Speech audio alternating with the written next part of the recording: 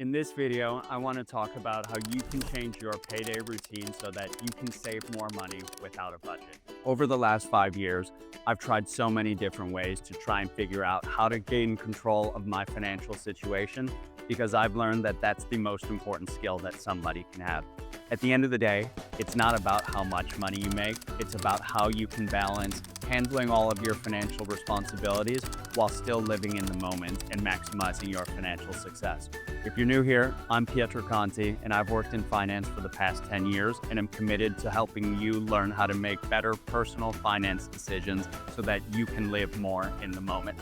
The number one tip that I have for you here is to automate your savings and pay yourself first. So many people get their paycheck and worry about paying their rent, getting groceries, going to concerts with their friends, and at the end of the day, saving whatever's left over. What my recommendation to you is to pay yourself first. And whenever you get a paycheck, what I say is take 20% of that and immediately put it to the side. The first thing that you should do is build up an emergency fund for at least 6 months of living expenses in case anything were to, God forbid, go wrong.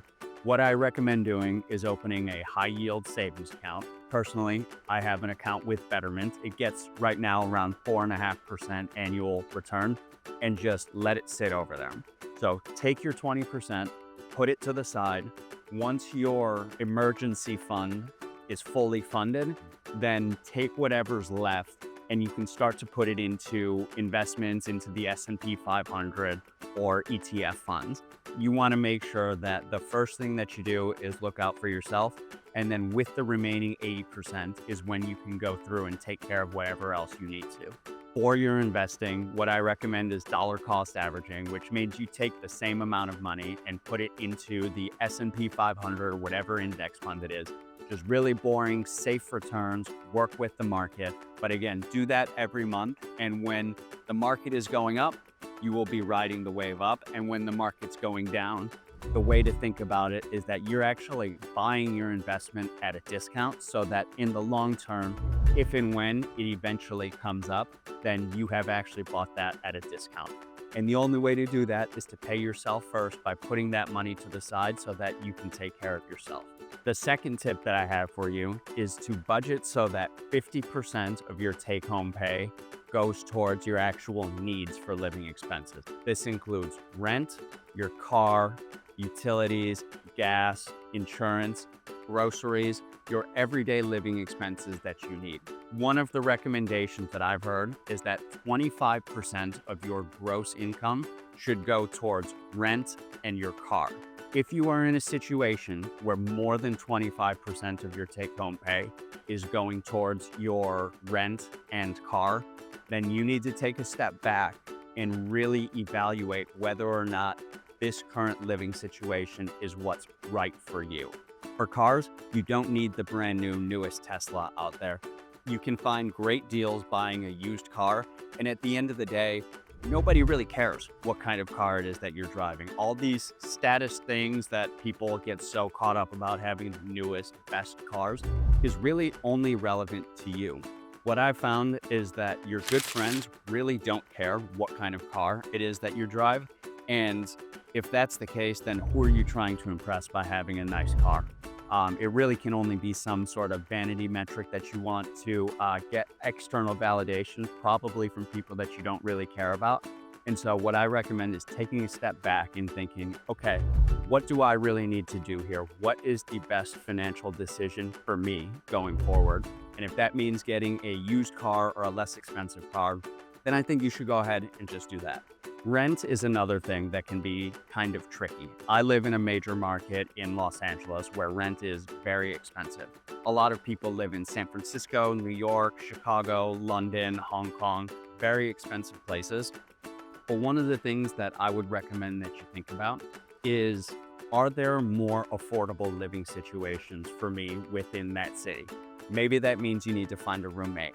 Maybe that means you need to go from a one bedroom to a studio until your financial situation improves. If it's really something that you won't be able to find a renting situation where you are paying less than 25% of your income, you might want to think about going to another city for a little bit. Maybe find a remote job, work in a smaller, more affordable city until your financial situation improves, and then come back. I know that's not the answer that everybody wants to hear, but as an adult, you need to think about your responsibilities and what's best for you and adjusting on the fly that way.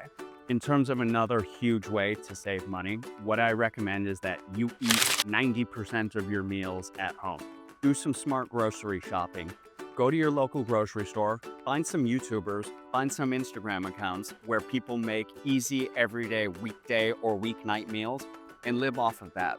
You don't have to go out to eat and spend $25 for a lunch or $50 for a dinner every day, because what that really does is add up. And so if you are kind of eyeballing what your budget is and operating with 50% of your total take-home pay going towards your needs, what you can do is, if you can save a few $100s a month by just eating at home and going grocery shopping so that you don't need to go out to eat, what you'll realize then is that you will have some flexibility to go out to eat with your friends on a Friday or a Saturday night, or go out to brunch.